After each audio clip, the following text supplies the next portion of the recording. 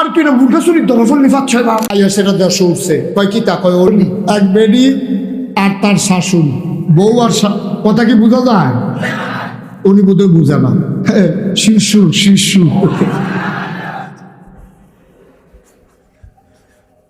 বউ আর শাশুড়ি দুইজনে মিলে অলি হয়েছে।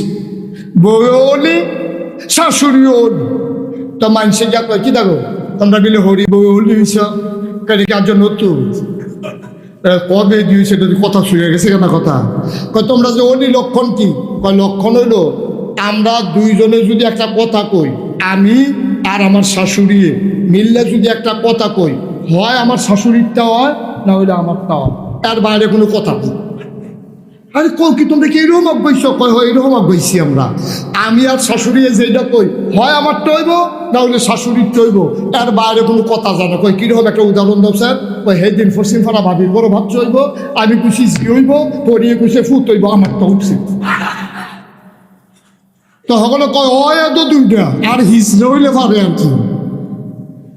আরে হয় এত দুইটা তো তোমরা বুদ্ধি করে দুইজনে কো দুইটা তো ওই বোধ একটা ওই বই তো অলি আইটার পর কেরামতির কি আছে এটা? তা বাংলাদেশের মানুষকে বুঝাইব কারা? ওই ঠাড়া ফুড়া বগা মরছে হুজুরের কেরামতি না, নামাজ রোজা নাই আবাদত বন্দেগি নাইতে মাইদিকে বুঝছিল অলি ভাইয়া বাড়ি দাঁড়িয়ে আছে। খাড়াসের দল কহেন সারা বছরের দেহা নাই তে আটকা কই জানি বাইকে গেছে গা, কয়দিন পরে জট মট লইয়া খেতা মেতা গাও দিয়া আইয়া সেটা দেশ উঠছে কয় কি তা কয় অলি। বাংলাদেশ শুনান, বাংলাদেশে সব কিছুর সার্টিফিকেট আছে, একমাত্র সার্টিফিকেট লাগে না অলি হইতে। এটা সাহস করে যদি কইয়া লাইতেন পারেন আর বন্ডা যদি কয়টা লোকে লাগাই লাইতেন পারেন,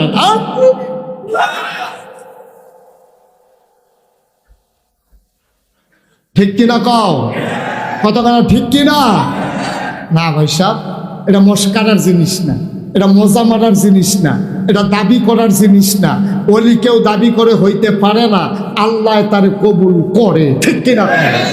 ফাঁকনামির জায়গায় জানো, সব জায়গায় বুঝুর্গি না, সব কিছু নিয়ে মস্কারা না, সব কিছু নিয়ে মস্কারা করা যাবে না। ইসলামের সাথে কোনো মস্কারা নাই, ইসলামে আটকা নাই। আরে গেল কয়দিন পরেতে বাড়ি যাইছে গাও খাতা মেতা ফেসাইয়া খাটাসের গন্ধে লগে দিয়ে আর রমজানা বিড়ির গন্ধে তার বউ সাইডা দিয়ে গেছে তার লগে গান যায় বিড়িয়ে তার লগে সবসময় একটা বোমরা গন্ধ ছুটটা থাকে। আসেনি এই কারবা অন্তে অনেকদিন পরে আইসে তো মানছে তখন তার লগে এই কেউ কি তারে আর তুই না মুখে চুরি দরফল নিফাচ্ছে না, তুই মানুষের হোমা চুরি করে সপ্প চুরি করে দাঁড়াস, তুই কইতে বুঝুন আবার ইয়া দাঁড়িয়ে মুছের লেগে তোর ঠুট দেখা যায় না, তোর নমুনা কি তাই না? তোর এই নমুনা কিনি হ্যাঁ রে অলি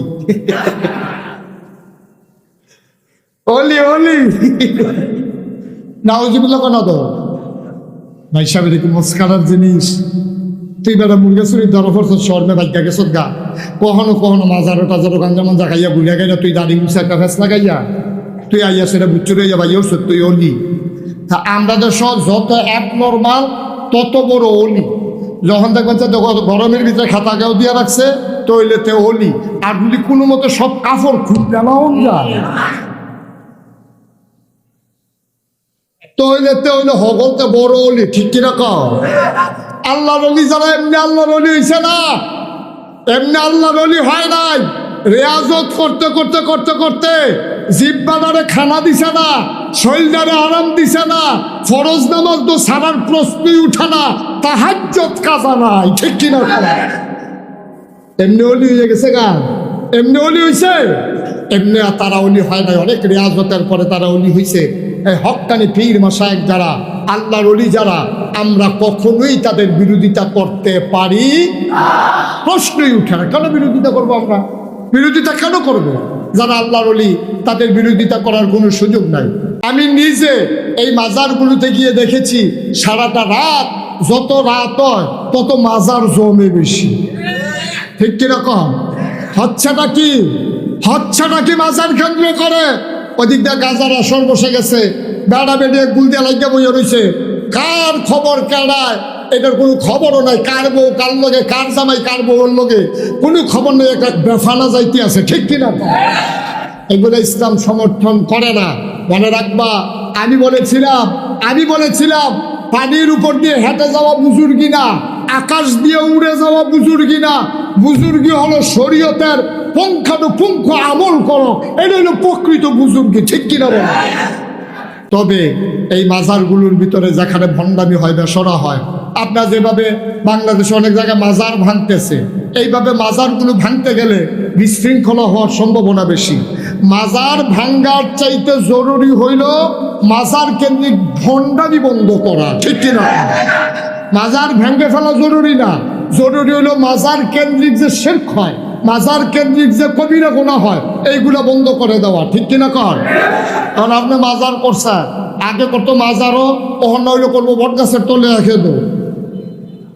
আগে মাজার কেন্দ্রিক করতো, নইলে বট গাছের তলে যাইব গা, নইলে হাসপাতালের বারান্দার যাইব গা, নইলে সিফাসাবাদ বাস স্ট্যান্ডের এই কোনাটার ভিতরে গিয়ে খাইবো। এটা তো আমাদের মাজার ভাঙ্গা উদ্দেশ্য না। আমাদের উদ্দেশ্য হলো ইসলামের নামে ভণ্ডামিকে বন্ধ করা, ঠিক কিনা?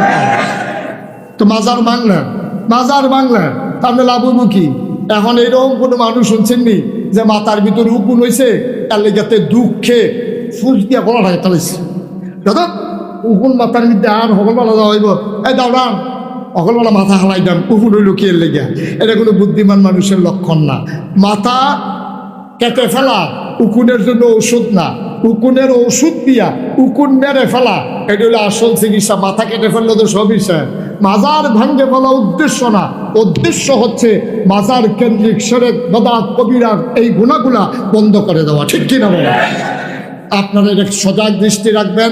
আমি সুজন ভাইকেও বলবো, এই এলাকার যারা আছেন সবাইকে বলবো, সুন্দর করে আল্লাহর ওলিরা ঘুমিয়ে আছেন জায়গায় জায়গায়, তাদেরকে কেন্দ্র করে কখনোই কোনো ভণ্ডামি যেন হইতে না পারে, কোনো গানের আসর যেন হইতে না পারে, কোনো মেলা যেন হইতে না পারে, কোনো পূজা যেন হইতে না পারে, কোনো শিরক সাজদা যেন না হইতে পারে। এইগুলো আমাদেরকে সজাগ দৃষ্টি রাখতে হবে, ঠিক কিনা বলেন? আল্লাহ যেন হেফাজত করে সবাই করে। আমি আল্লাহর ওলির কাছে একবার গেছে, ইয়াসেরা কহিল কত ফিরসাবে কত বুজুর্গি দেখায়, আমরা এত বড় ফির, কোনো বুজুর্গি তো দেখলাম না, আপনার কোনো কেরামত টেরামত নাই? বুজুর্গ অনেকগুলো আছে, তুমি বোধহয় খেয়াল করছো না। কই কি কেরামত? কই তুমি মুড়ি দিয়েছো কয় বছর? কহিল আমি আপনার কাছে মুড়ি দিয়েছি 40 বছর। কয় বছর? আমার এরকম কথা কি বোঝা যায়? হ্যাঁ মাশাআল্লাহ, উনি বোধহয় বুঝে না। হ্যাঁ শিশু